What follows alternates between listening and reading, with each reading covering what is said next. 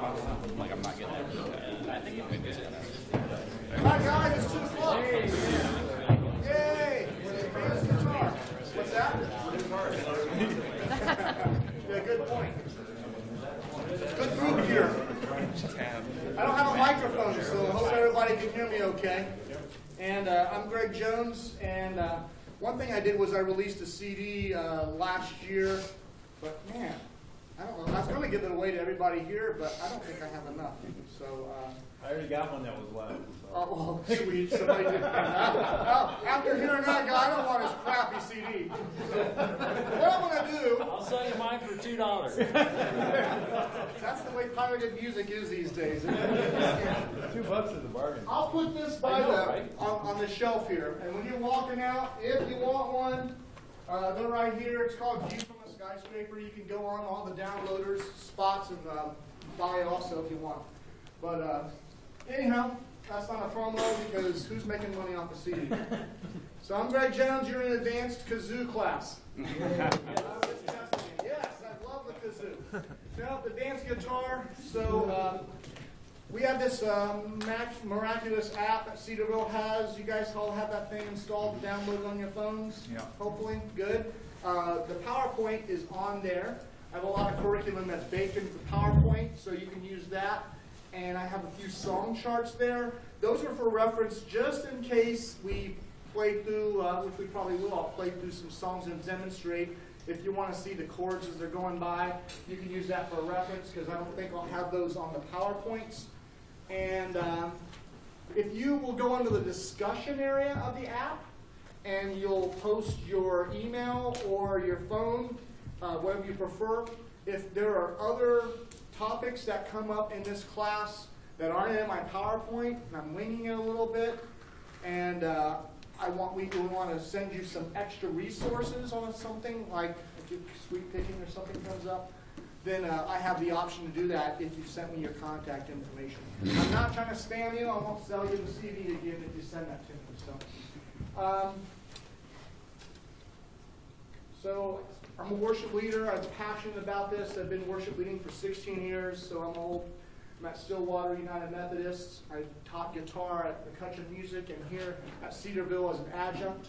Been playing for over 30 years, and I got a website, gregjamesmusic.com, for what that's worth. Everybody has a website, so big what?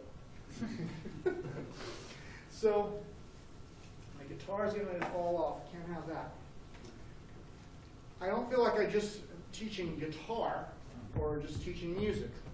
Romans 1:21 is a passage that really speaks to me because it says that we can see the invisible attributes of God through all of His creation, and I would argue in all of life. And if you look at anyone who's successful, in my view, in whether it's sports or their vocation or their hobby or their ministry or in art and guitar, you're going to find the attributes of God in place. Whoa! Dude. Man. Whoa! Okay. I don't see anything broken. It won't be the last time it falls. That's why I didn't buy a custom shop. Gosh, makes me think I should put it somewhere else. There's a different stand over there. I normally use the Hercules ones. Yeah. Hercules. Oh, there's one right there. Oh. There's one here. Oh, yay! Hercules. All right. Fantastic. Well, that's God testing out my my temperament. Right? Am I going to cry and get mad or what? So maybe there's this invisible attributes. I hope not. So when I talk about that, that scripture also gives me a lot of curiosity about the world because I try to look for God when I look at the stars. And makes me a little interested in astronomy. It's why I got a telescope, and I barely know how to use. But some other Christ-like features that come into play to be a good musician. Good musicians yield themselves to others for the sake of the cause or the mission. They make themselves smaller, try to make other musicians in the band sound better. Vocals are usually the centerpiece of worship music, so we try to make sure we're making room for them and the message. And all that requires humility. And one thing I like to say about humility, I like this definition, is humility is having the boldness to stare your weaknesses in the eye without flinching. believe that's the key to growing in anything, like spiritually. The good news is preceded by the bad news, which says that we're all sinners, right? Saved, and until we accept that bad news, we won't accept the good news. But as a musician, if we can look at our weaknesses, that's how we grow. And that takes boldness, and that's kind of what I would believe would be a good definition of humility. So just the principle to keep in mind, because as I teach guitar, I believe that we're teaching spiritual attributes in motion. So I hope that you can kind of see some of the invisible attributes of God as we go through this course. I call this, later this, my jet tour of guitar development, but to me this is a high-level bullet outline, if you want to take a photo, that would kind of drive my Google research and my YouTubes to develop as a guitarist. When I say rhythm, I don't mean rhythm guitar. I mean rhythm like musicians in general speak about it. Can you drive 8 notes? Can you play in the pocket? Can you syncopate? Do you rush or not? Chords, obviously, we want to know. Lead guitar consists of 3 elements: scales, intervals, and arpeggios. So that's where I live for lead guitar, and that's pretty much all the fretboard stuff. Technique, obviously, is going to come into play, especially for lead, but guitar has a lot of techniques, and if you're here in an advanced class, I'm assuming that most of you guys are advanced or at least headed in that direction, so you probably know a lot of this stuff, by the way, but obviously you have alternate picking and hammer-on pull-offs and bending and tapping, economy picking and sweep picking and muting. So tons of techniques on the guitar, which is why I like it. I look at that glass as it's half full, and those are my list of things I get to do, and some people look at it intimidated, like, oh man, do I have to do all those things? But if you have an optimistic mindset, it's a fun challenge, and that's how I view those things. And then music theory is the umbrella for it all, right? So music theory sometimes intimidates people, and if it's rocket science, I wouldn't know it. And for guitar, I think if you just learn the number system, you've got a lot of the music theory that you need, most of it. It's helpful to know how many sharps or flats are in the key of E major, and the numbers, the circle fifths is helpful for that. But I don't even know if that's as necessary. After all, sharps and flats all look the same on a fretboard versus on a piano where you can see the white and black, the ebony and ivory, right? How many of you guys know the cage system? All right, I'm seeing about a third of the room, maybe not, maybe a fourth. So I might have to bore you guys for a little bit. What I'm gonna try to do, for one thing, I want to make sure you guys drive a little bit. I'd like this to be more interactive. It says advanced, but guys, everybody's at different levels, and you all come in with different, you're all at different places, and you have different goals. So I want to make sure that hopefully you all can come away with something. But the cage system is something, if you don't know, I think it's foundational, and it's just, it's very important stuff to get under our fingers. So I think I'll teach on that. But what I want to do is I'll probably go a little fast on it. My idea is that way I can get other topics in for those of you who already know it. And number 2, the idea is that you can go and explore this stuff more on your own. I mean, it's been a long time since I've learned this because I've been playing for 30 years and showing my age, but I probably learned the cage system maybe 20, 25 years ago, and it probably took me 3 to 6 months. I mean, it only took me a week to understand it or less. Actually, not probably just a day to understand it, but it took a while to get that under my fingers and to translate it. You're not going to do that in an hour. So this, I hope to jumpstart you so that you'll woodshed. Does that make sense? And I tell my worship teams, practice at home, rehearse when we get together. Practice is learning your part. Rehearsing is learning everybody else's parts. And that practice thing, that's where the real work and the time happens. And I'm just here to be a catalyst for you. I want you to help drive, and I'll hit a lot of subjects, unless I'm going too fast and I'm over people's heads and we'll slow down. But let's hit the cage system a little bit. this looks like ugly pictures of amoeba to me. But what we're looking at, let's see if my guitar, I bet you it's out of tune. And it's unplugged, isn't it? All right. I have a habit of running with the wireless. Everybody's in the gear, so I'll tell you, I'm playing a fractal audio Axe8 up here. I love it, and that's pretty much my kitchen sink rig these days. And yes, I've come from the tube amp world and pedal boards. I've sold all that. So yeah, I'm a devotee. I'm drinking the Kool-Aid. And that's pretty much it. I've got a wireless here. Let's see if I'm in tune.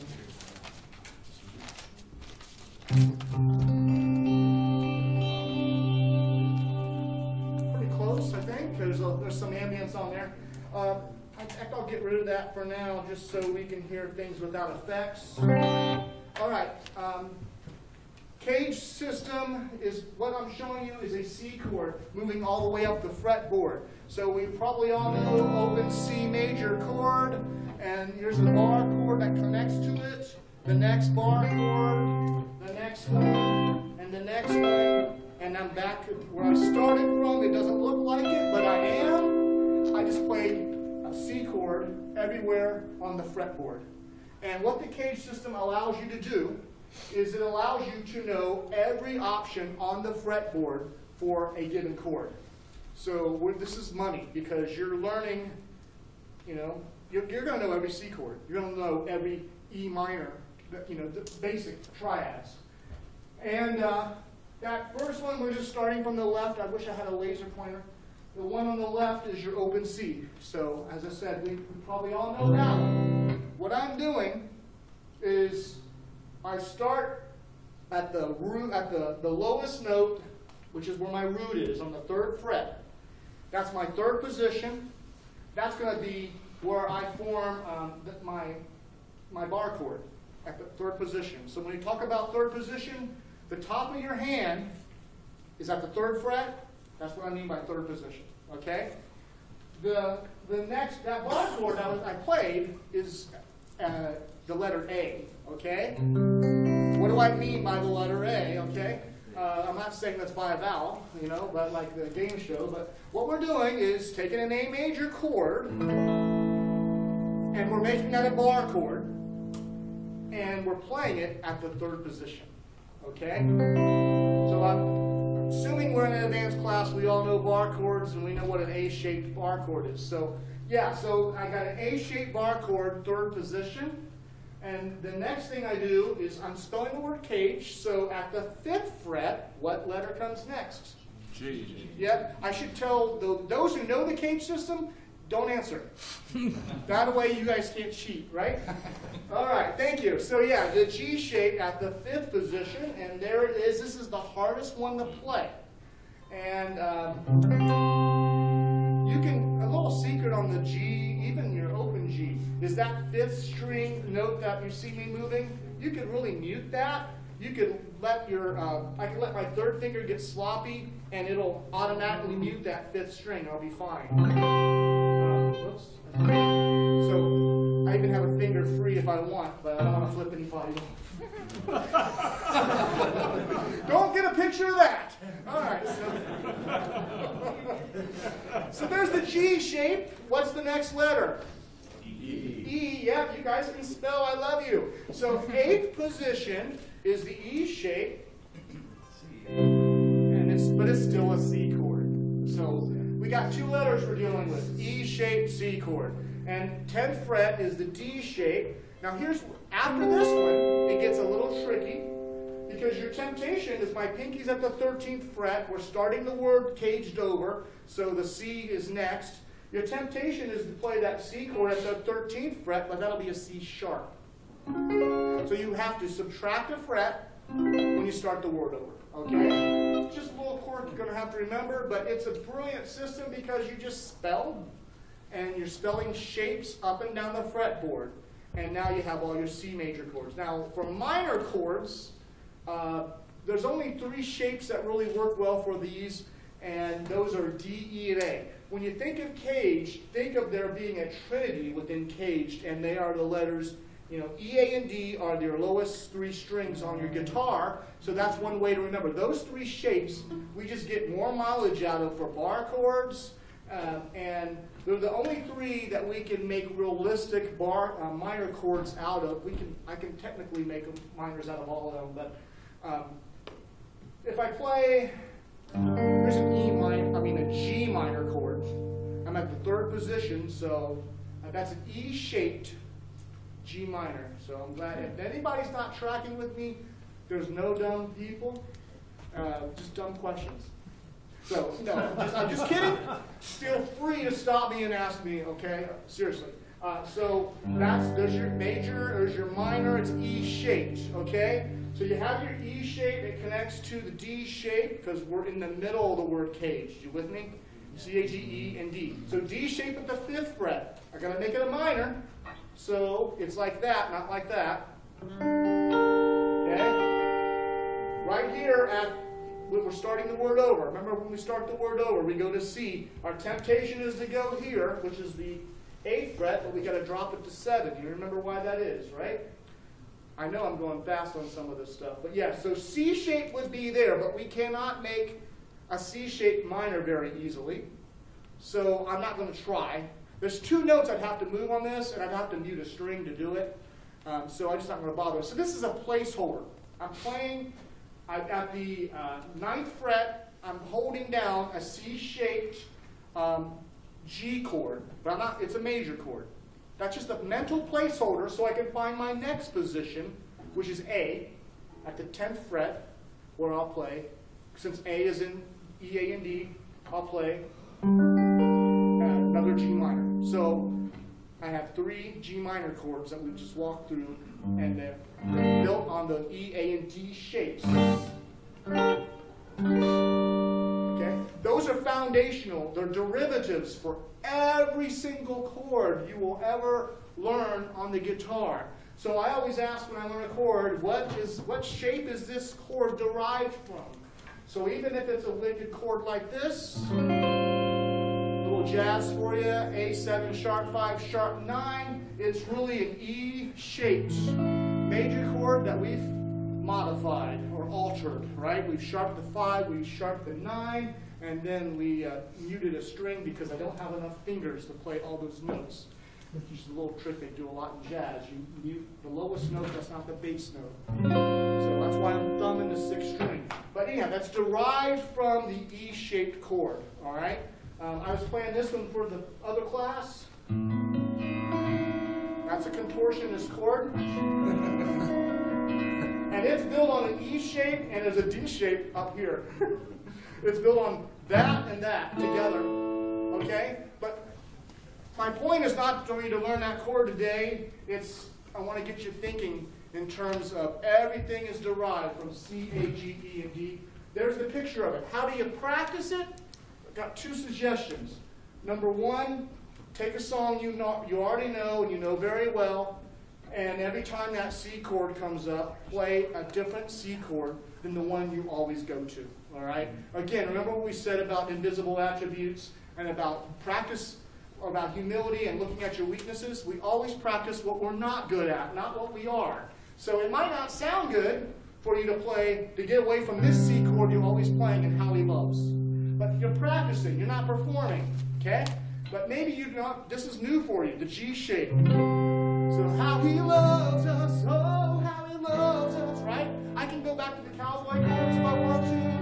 But when I get to that C, just for practice, go to a different C chord in your practice time until you got that memorized. And once you got it memorized, now that's in familiar territory, repeat and rinse, wash and rinse, right? Take another shape you don't know. Even if it's some awkward high thing that's thinning it out, man, making it sound emaciated, right? That's not the point. You're trying to learn a chord, but you're trying to make practice musical and make practice fun. So that's one way I would suggest you practice. The other thing to do is take a chord and move it up and down the fretboard, okay? And we did it with C, we did it with the minor one. You know, if you do it with the G chord, you know you're in the middle of the cage, right? So you're on the letter G. I swear, something's slightly out of tune. Yay! Sorry, I don't want to annoy you guys with that. Still, I'm going to have to get the tuner out in a second. But G, E, D, and C. So I'm in the middle of the shape, okay? Now, by the way, when you get up high on the fretboard, the bass notes don't matter as much. When I play that G shape at the 12th position, I don't usually play the bass note. I'll just play it a partial. That's the next step with this stuff, guys. Learn all these notes of these shapes, and then learn to take notes out and make the partial chords. And that's where a lot of the money chords are with worship music. I'm going to trip.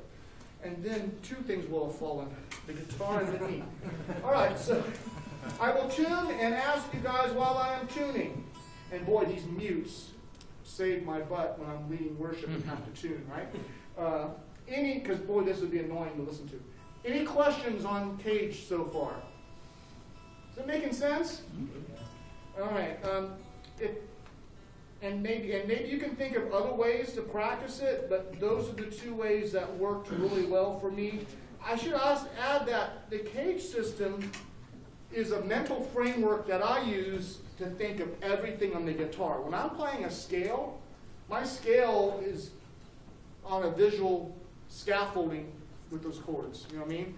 If I play an A major scale at the 5th position, I visualize it in reference to that E-shaped A chord. And it's just a good visual. And as the scale goes higher, I'm in the D-shaped range.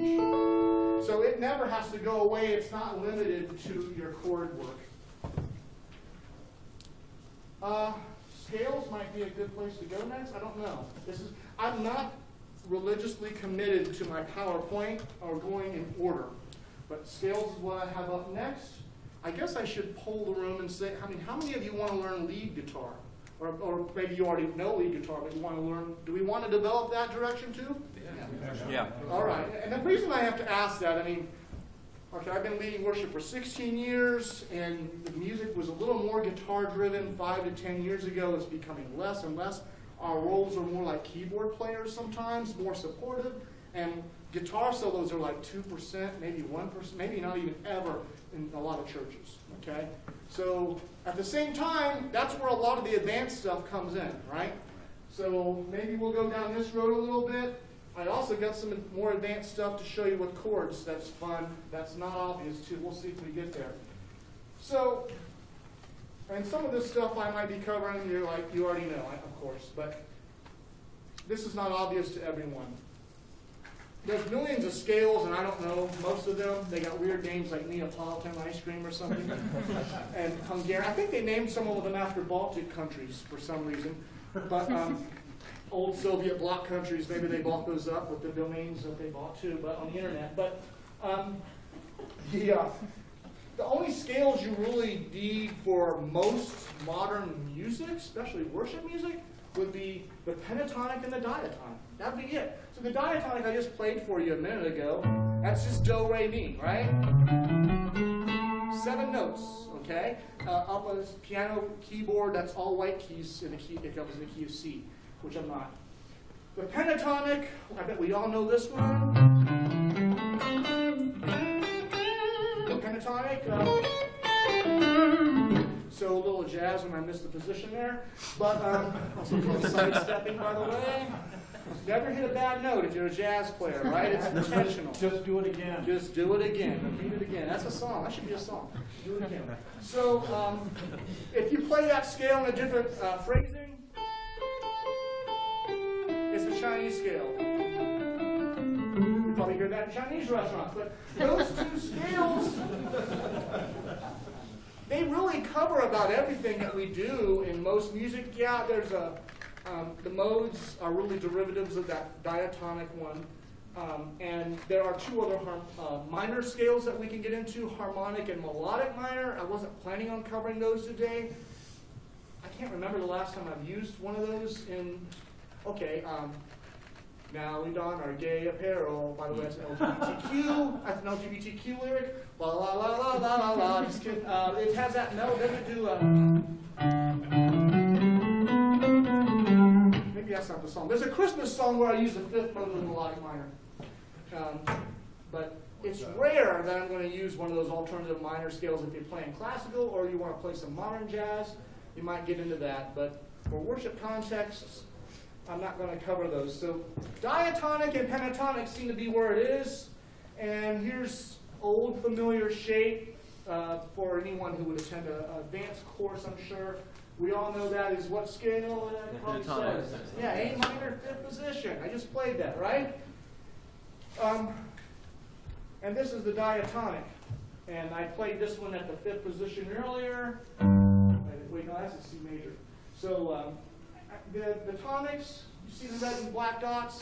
So the red dot means that that's, if I'm thinking of these notes as C major, that's my tonic. That's the C. That's the note, scale degree number 1. Okay, everything centers on that note. This is also a minor scale. The concept of relative minor. Good, I hear. Right. So the black note, if I center everything on that one, now I'm thinking of these same group of notes as they indicate of A minor. You can really hear it when I play the chord and I start and end on that tonic. There's a risk of you losing how it sounds because of the way we listen to music, and music is contextual. But basically, every diatonic scale we have, actually the pentatonic's the same way. Let's see if I notated that in here. I did notate that, the tonics clearly, but you have a major tonic and a minor tonic going on. That shape is what I think they call it the Berkeley method, and the idea is that you play 3 notes a string, okay? And it's not the only way to play these scales, but that's how I would recommend. I'm playing the wrong one. I go back to A major, sorry. That's how I'd recommend you learning it. And everything's like, I don't visualize the note individually, like that first note. What I visualize is this. And that's a big key. I think that separates the ladies from the girls and the men from the boys in music.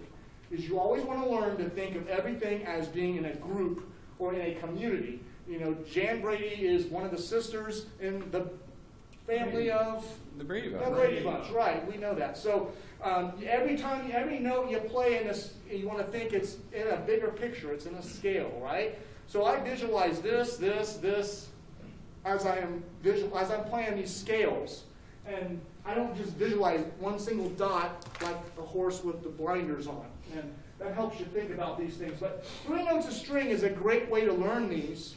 And I didn't put the graphic up, but you can do 2 notes as you cross to the B string. Let's see. I'm trying to remember. So there is an alternative way to do these, but I think that's a logical way. And also, the advantage of 3 notes a string is if you're trying to learn how to alternate pick, odd numbers of notes per string is how you do it, because it will, I'm trying to figure out how much am I going to get into this, but what it does is it forces your, like I'm going to go down, up, down. Now I'm going to cross a string. Now we're getting into technique, by the way. My string is down, but if I'm going to go, see, down, up, down, I have to go up. So I have to go around the string to be consistent and go up, okay? That's the little trick that odd numbers of notes per string does to you. Up, down, up, and now I can go down. So the point is when you do 3 notes a string and you alternate pick, some of the string crossings allow you to cross on the inside of the string pair, if you can see that. And some make you go around the strings, and it's forcing you to learn both. And if you want to be a slick alternate picker, you want to learn that technique-wise. That's not the only way to pick. There's something called economy picking, which throws that out the window. Frank Gambale's the master of that. But another reason I recommend 3 notes a string, again, it's called the Berkeley method. It's easy to visualize. What's hard to visualize is this. Isn't that pretty? It's not as bad as it looks. What we're looking at is the top tab is the C major scale all over the fretboard. That's your goal as a lead player. And this is all white keys on a piano. The bottom one is the pentatonic version, same key, all over the fretboard. Now, I do not visualize that when I'm playing leads. What I visualize is that previous chart we saw. And in that sense, like if I'm playing at the third position of the guitar, I'm visualizing that. And then when my hand moves up to the fifth position, I see a new shape that looks kind of like that. What you want to do is, okay, how do we eat a steak? We don't take a steak and we just eat the whole, we just shove the whole thing in our mouths. I hope nobody does that. I mean, It's a good idea. Maybe we should. I don't know. But, you know, we take a knife and left fork and we cut it up and we eat it one piece at a time. That's how you want to attack these scales. Learn one shape at a time and master it. Make it your playground. And then go on to the next shape. There are, if there's seven notes in a diatonic, there are 7 shapes. And for pentatonic, there's 5 notes in this scale, so you have 5 shapes. So 5 zones of the fretboard for pentatonic, 7 zones for diatonic. After you learn each one, take a month and learn each one. That's what I say. Right? Maybe we're in January now, so February you say, I'm going to learn that shape. That's at the 3rd position in the key of C. And then you master it. Just don't focus on anything else. The next month in March, C major, 5th position.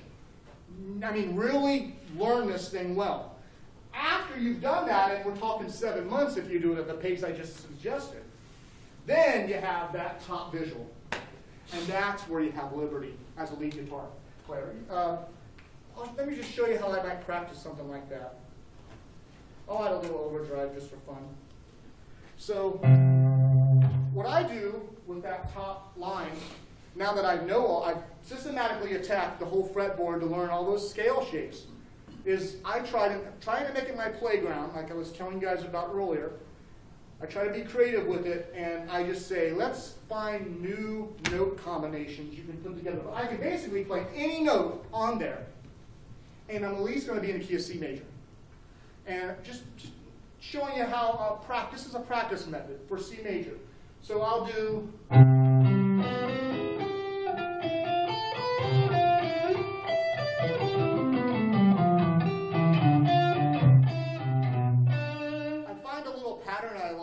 And I repeat it, or I move it. That's what I'm doing there, by the way. I'm skipping from the 5th string to 2nd string. I think I had some hybrid thing going on there with the picking. I don't remember. I can be really random with these notes. It's going to sound a little out there, but why not? This is just for practice. Don't do this on the worship team. Don't do this as your solo for Reckless Love. But,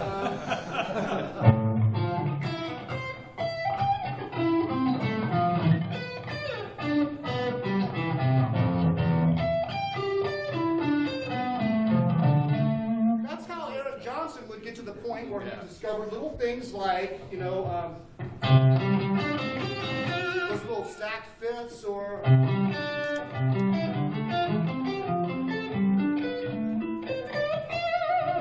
so hours of just saying, it's like going to a piano and saying, I'm in the key of C major, hit only the white keys, anything goes. You don't have to be a pianist to do it. And I am, but anybody can go over here and just. And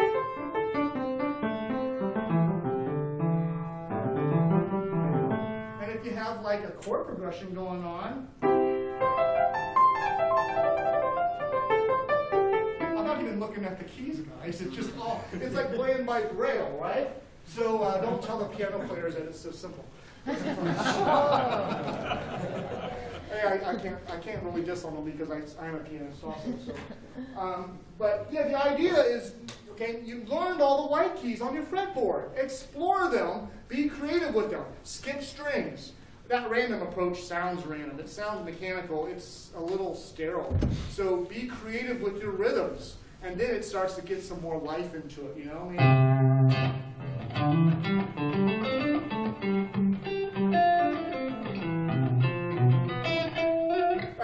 I find little patterns on the fretboard that I say, let's explore that. Like, what if I play those scales with little lines going this way, like a diagonal?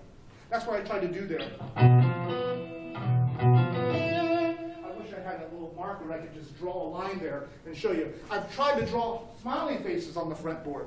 I know that sounds crazy. There's the eyes, and then there's a little smiley face right there, and it'll be like. finger it that way. And that sounds like, what song is that? That's a movie.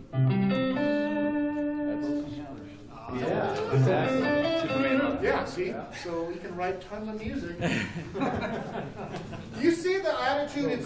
It's make the scale your playground. It's asking questions, what can I do with these notes? Well, the fun thing is anything you want, or the intimidating thing is, oh no, anything you want. It depends on how you look at it. So that's what I recommend with the diatonics. You're taking it one shape at a time. Don't rush it. I mean, you can see why it takes, on average, 10 years to master something if you put in 2 hours a day. There's statistics on it. And if you take a month of scale shape, you're looking at 7 months for diatonic, and then another, if you do that for pentatonics, you got another 5 months. Be patient with it. One thing I wanted to show you that I think is really cool and not obvious with leads is, earlier we played your traditional pentatonic, right? And I would play it 2 notes of string, and I'm seeing that this is in the key of G major, so a different key. I'm going to show it to you 3 notes of string. It's really cool. So normally people would play this 2 notes of string.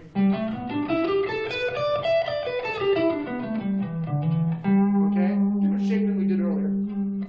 But 3 notes of string is going to do. Make sure I'm doing the right one. Good.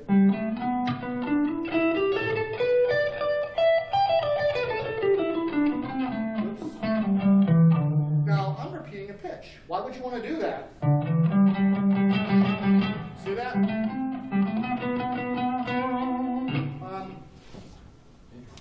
What's that? It's yeah. I'm glad he thinks it's interesting because some people would think it's boring. But and a true guitar geek, so that's good. I saw a bumper sticker that said "Talk nerdy to me." I like it. 'Cause nerds are taking over the world. I mean, Zuckerberg and Elon Musk and Steve Jobs before him. So it's a badge of honor. So. I think it's interesting, but another reason is you practice it 3 notes of string, even though you're repeating pitches. Then what I do is I normally play it 2 notes a string, and I will occasionally add that 3rd note, and I know where that note is by practicing it 3 notes of string all the time, so I can stretch out and add an extra pitch.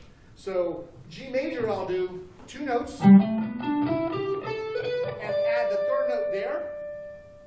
And I know where it is because I practiced it like the 3-note shape. Instead of doing where I have to cross strings again, right?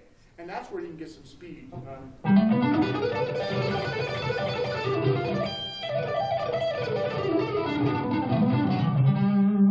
3 notes of string, you can really grab some speed because you can stretch. And if I was a better legato player, an Alan Holdsworth type of player, less string crossings, the better.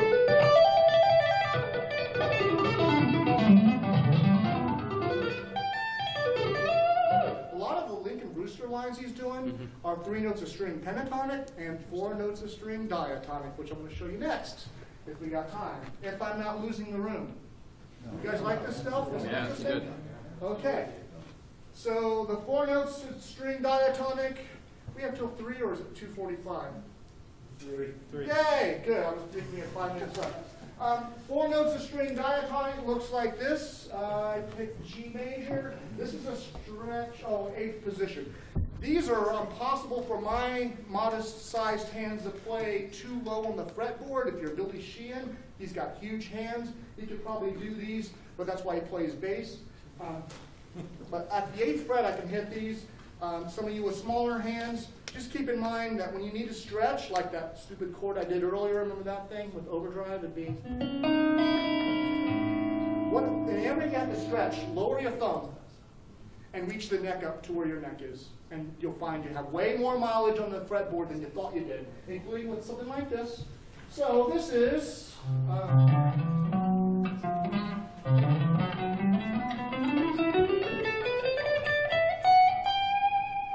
notes in there. That's a typical 80s shred. If you had a tap, you can really shred.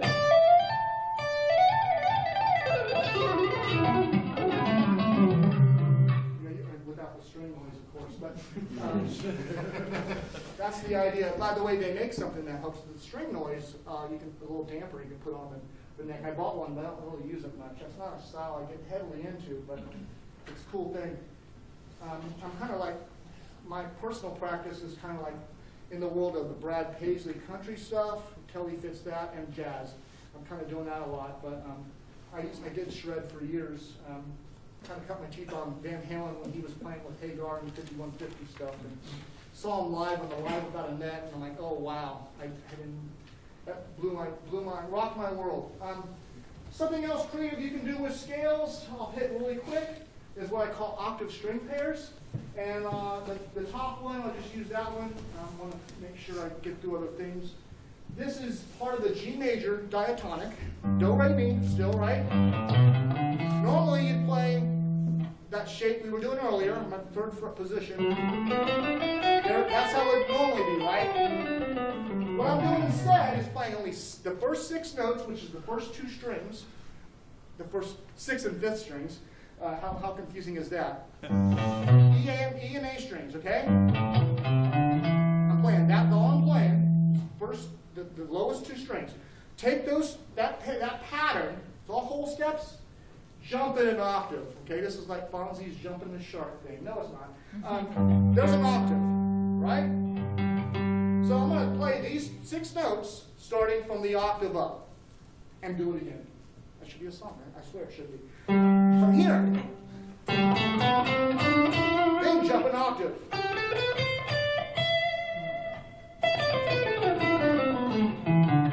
Does that make sense? Yeah. Let me show you the pentatonic one, because it's easier to visualize. It's not up there, but remember how we were doing earlier?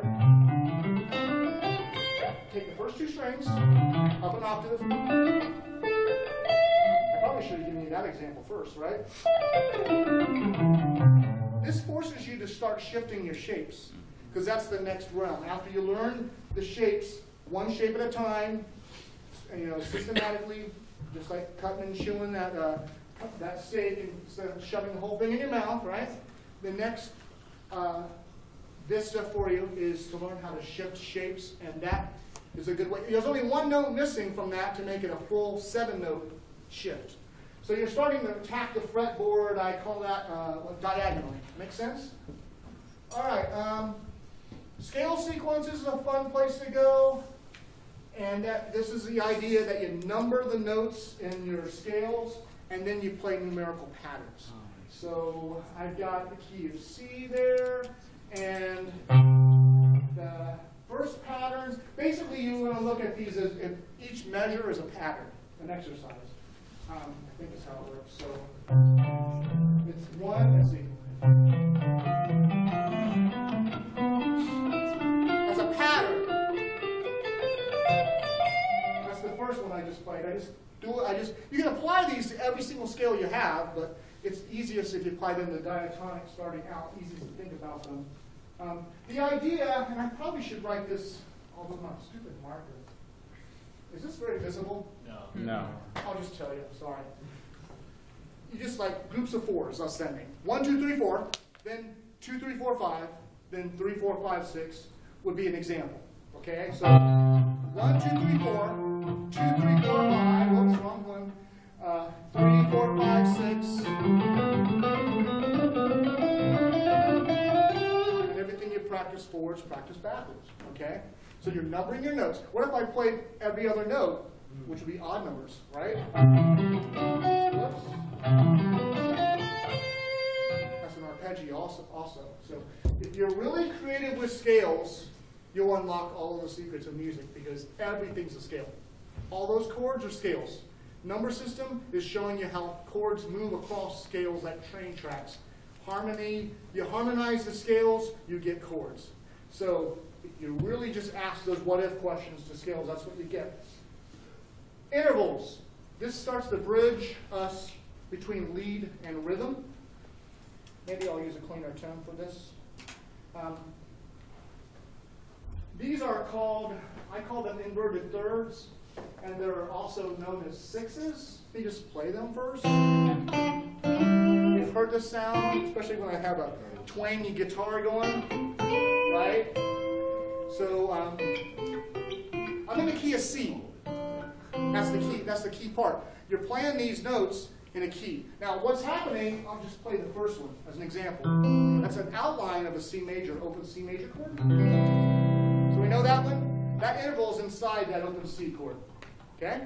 If I count the notes from this note up the scale, 1, 2, 3, 4, 5, 6. So it's a sixth.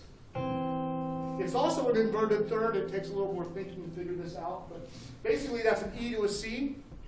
And if you were to take the C and put it down below, C to E is 3 notes. That's why they call it an inverted third instead of a sixth, or a sixth. And there's a lot of money in these chords and these intervals in terms of playing lead guitar, all kinds. I mean.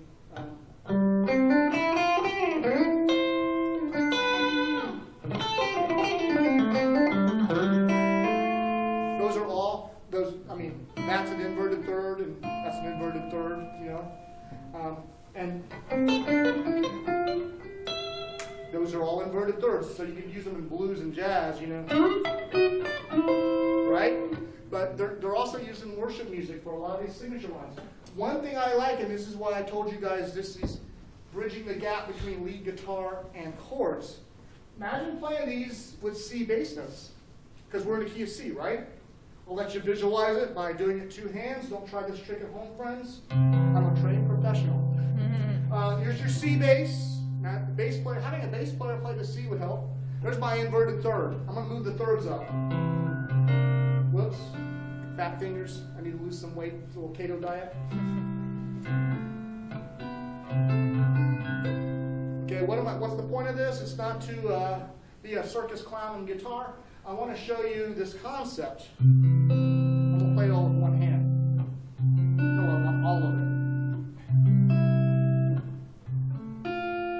Okay, that's as far as I can reach, even with thumb down and neck up, okay? But that C bass note is also there. So I just won a contest, right? So, look. Are you with me?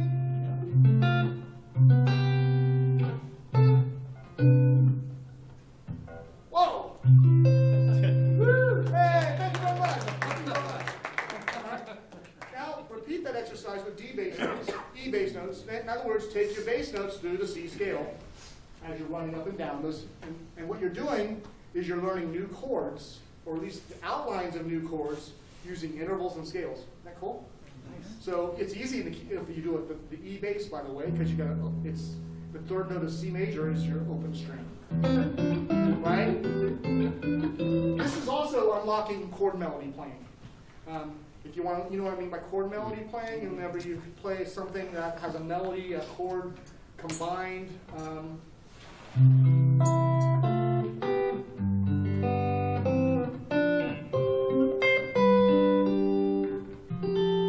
So shout to the Lord, I know it's old, but it's the first thing I can think of. The first melody part I play, those notes, those are those inverted thirds on the first and third strings.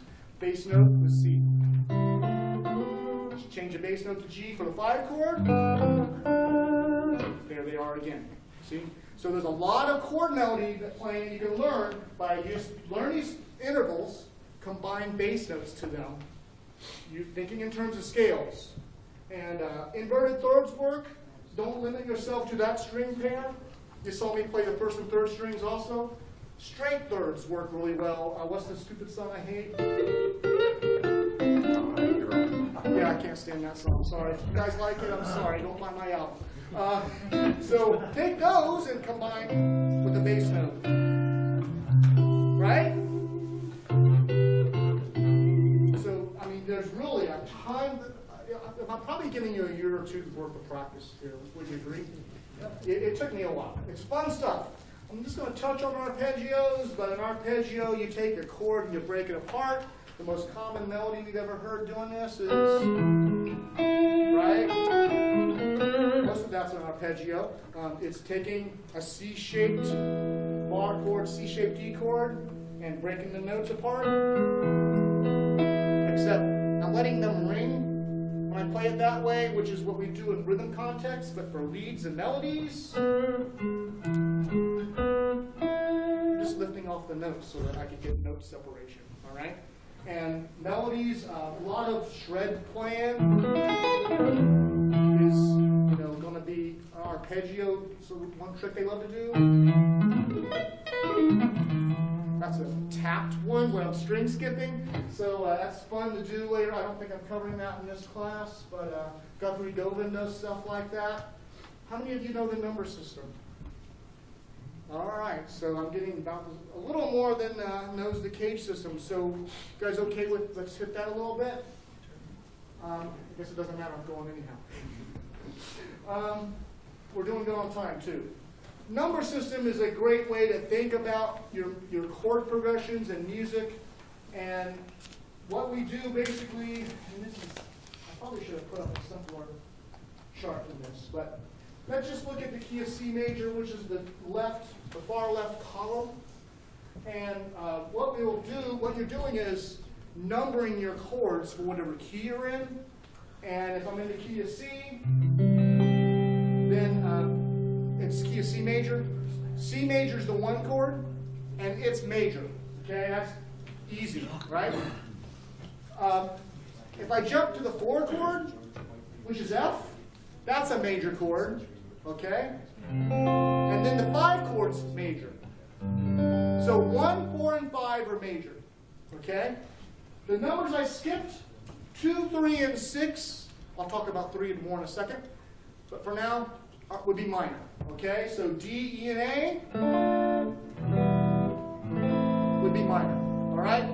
I'll skip 7 for now. We just play 1 through 6 in order. 1 major, 2 minor, 3 minor, 4 major, 5 major, and 6 minor. You can write a million worship songs with those chords. Howie Loves is 1645, right? 1 major. He is jealous of me. 6 chord, 1654. There's the 5, and there's the 4. Okay?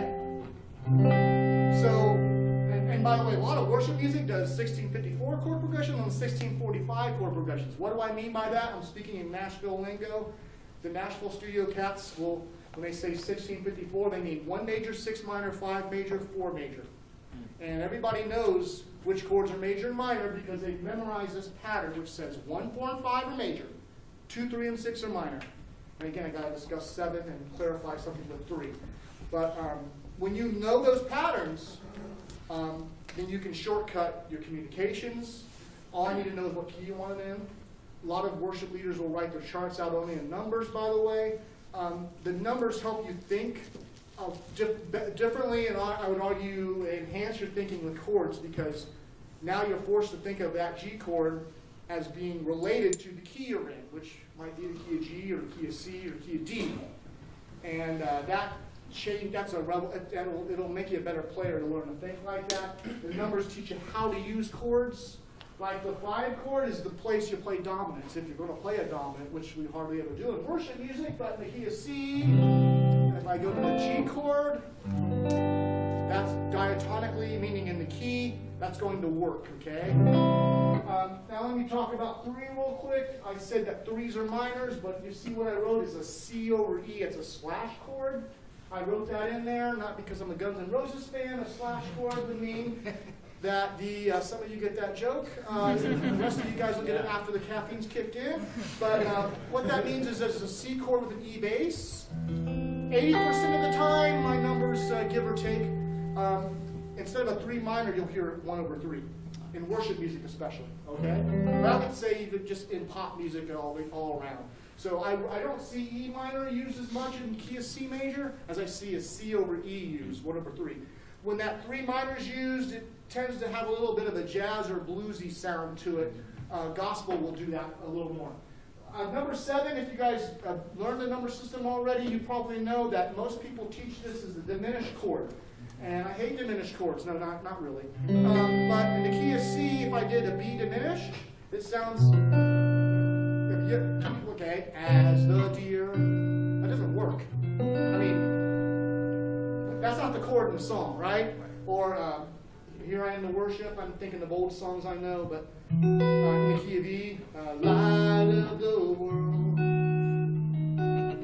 It's just a little it's different. Okay, he likes it. I'm not so sure about it, but we'll have to maybe date it a little bit and see. But what I do instead, what you'll find in your chord charts happens is they play the 5 chord with the 7th as the bass, 7th note.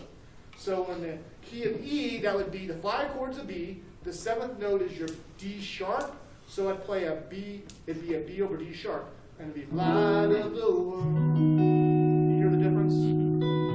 That's what you're seeing in worship music. I think of that as chord number 7. A lot of people just say it's a 5 chord, but I think it's helpful to think of it as a 7 because we never play a 7 diminished unless we're playing jazz, blues, or black gospel, maybe some classical. Then you'll use diminished chords that way more.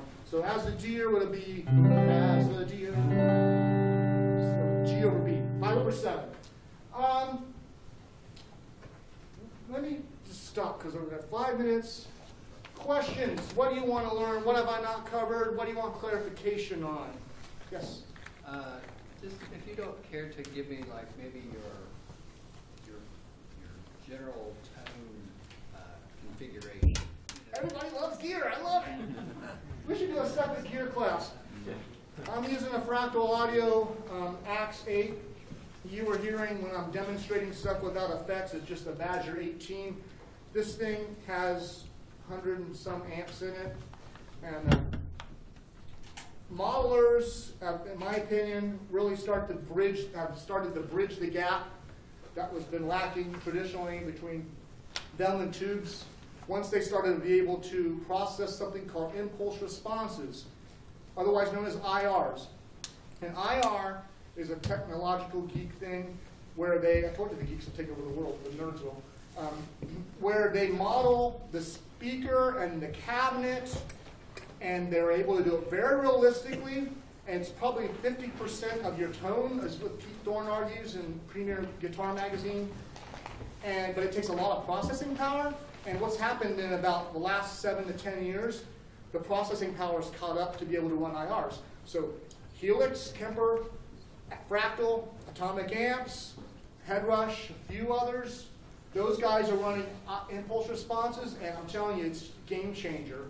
And I would put this up against a mic'd tube amp any day. Notice why I said that. This does not a modeler does not model amp in the room. It models amp in the studio or amp in the isolation room. And I've tested it firsthand, and it's very convincing. So it's just a Fractal Audio Axe 8. I'm not using any extra effects in it. And I know some people do. I know Rick likes to supplement his. But I find everything I need right in there. I do have a Digitech freak out pedal that simulates feedback, amp feedback. Because when you're running in ears, you lose that. So I can push that, stop on that thing. It sounds like my amp's feeding back. It's pretty cool. So Greg, when you say amp in the room, is it the guys that have the ability to play loud and they're not getting that air moving the speaker and the feedback interaction? Most of us don't play that loud and can't get away with it. So the amp in the room, I mean, how much of a difference does it? I mean, can you elaborate on that a little bit? I mean, I hear a difference between, I don't know how to describe it. There's something about the air molecules and the physics probably with the speaker as the sound's coming out to your ears out of the traditional guitar amp. That just sounds different than modeling a mic'd amp. To me, it's not a better or worse thing, but a lot of guys will say there's no substitution for that experience. There's also this element where some people would say that the feel of a traditional rig is still not quite matched. And I don't really know what they mean by feel. Sometimes they mean dynamics. You've heard me probably hitting the volume knob a few times and cleaning my tone up without touching an overdrive there. I feel like I have all the dynamics I need here. But yeah, that's the best I can offer on the amp in the room versus a model. Does that help? No, yeah, I'm just trying to get it. I mean, back in the room, I'll take yours. Yeah, so if you go back to the 4 notes per string diatonic scale, when you did the tap to do like the shred thing, were you tapping the top notes of the 4 notes you're playing, or were you in like the next? I don't remember which I was doing, but you can do it that way. What I generally think of is what key am I in? So if I'm in a key of C major, well, that's going to be tough down there. If I take C major up at the 8th fret, I can tap the next adjacent note, but I can take any note in the key of C major, anywhere in that fretboard area. So I could take it at the 15 and do, so I'll show you both. Adjacent note, like the next note would be, well that's right, you said 4 notes a string, I'm doing 3.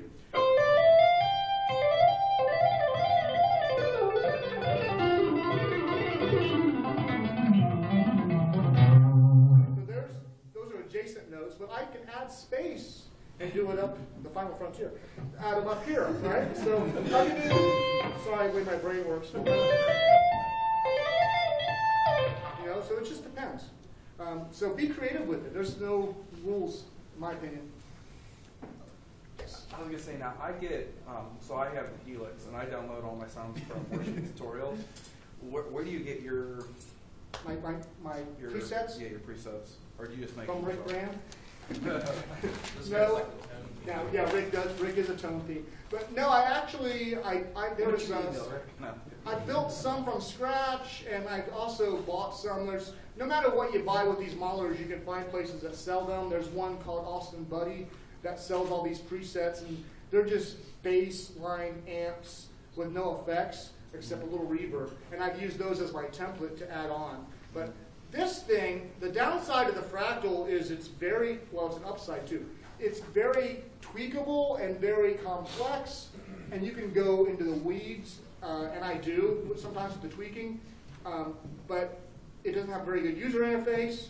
The Helix is superior with the user interface. You can't go as in depth with that, so that's a good thing and a bad thing. But yeah, I would say one way to do it is to download or buy presets and use them as a starting point. That's a good way to roll, in my opinion. Other questions?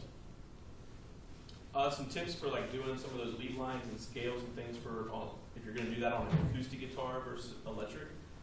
Just kind of if there's any tips that you would throw out there. On acoustic. And by the way, if anybody needs to leave, it's 3 o'clock, and I want to keep you guys. But yeah, stay around for all the questions you have too. I don't have anywhere to go, so I love this.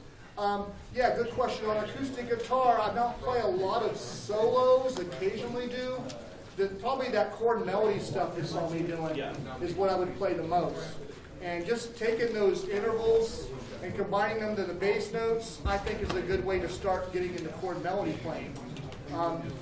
Think of something else more specific? No, just tips to like, just because you can't really, with the neck being bigger, the feel being wider, and maybe not being able to reach things. I know, lowering the thumb and things like that, but just any tips or anything from... Yeah. Cutaway helps you get a little farther up. One thing. I sometimes struggle with the getting my pick hand as strong as I need to, and but at the same time, playing a lot of electric helps me with the acoustic, at least with dexterity. You know what I mean? Yeah. So I guess playing both would help because the acoustic forces you to have use more muscles, and there's trade-offs. So play both. One thing I suggest. So, good question. Anything else? Technical question about right hand. Brian, you sit down and try to learn something like a guy like Don Ross and that fast, flat picking, alternate stuff. You almost get to try and figure out how to do it even though it's for string, don't you? Because that skipping gets impossible like 160. I don't know. I've seen Paul Gilbert do some amazing. That's what I'm saying. I mean, how do you start with that stuff? As far as the when you slow it down and just try to duplicate it, you find out real quick you're only going to get so fast because there's something within the mechanics. What I did was practice with a metronome over and over and over and over again. And what I found the metronome did was it synchronizes your right and left hand. And I'm a little sloppy right now. If I'm playing a little bit warmed up, my hands get better in sync. And it took me 3 months of feeling like I had a ceiling at the speed. But I pushed and pushed. And finally, I had some breakthroughs. My breakthroughs would be like, one day I'm playing a little faster, and then the next day I feel like I'm reverted. And I kept doing it, pushing, and after a while, you have a consistency. Faster. No substitute for repetition. repetition, you know? That's part of it, yeah. And then the string crossings I was talking about earlier with odd numbers and notes of string, that forces you to sometimes be on the inside of the string crossing and sometimes on the outside. Find that first or second Paul Gilbert shred video. He's got the pink guitar, the big hair. He explores the art of picking detail. Basically, he has you practice the hard stuff. So he says, since the string crossings are so hard, repeat it. And then start with an upstroke. That way you're learning how to do it on the inside and on the outside of the string crossings. And do that to a metronome. So, you know, Nietzsche said what that would kill us make us stronger. What is hard, repeat over and over and over again. It won't kill you, and eventually you'll master it. It goes back to the humility thing. If you can't do it, work on it more. That's not the answer we want to hear sometimes. It takes persistence, but the metronome, I think. Yes. So I've been kind of at the edge of making this model right now. Do it. I guess my fear is just from a financial standpoint, it's taking me years to invest into the pedals that I have. And I bought them all used, so I know that if something happens, I need to turn around and sell them. I'm trying to lose money on that. My fear is going to something like this, years from this, and then it comes out. And what was $1,500 is just $500. And that investment isn't necessarily why. So my question, I guess, is how often do you find yourself updating modelers? Because I know new ones are coming out. Right. They're to the point now where the only thing that they can add value for me